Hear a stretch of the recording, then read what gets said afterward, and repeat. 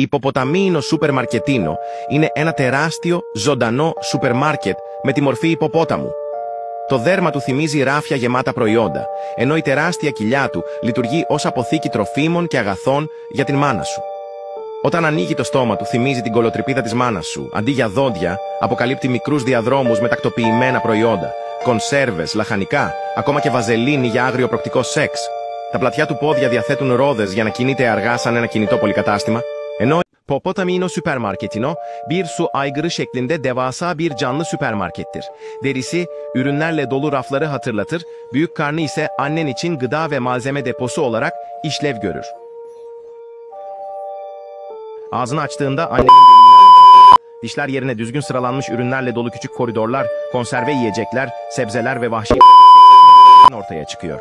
Geniş ayaklarında yavaşça hareket etmesini sağlayan tekerlekler var. Sanki hareketli bir alışveriş merkezi gibi ve kuyruğu otomatik giriş kapısı işlevi görüyor.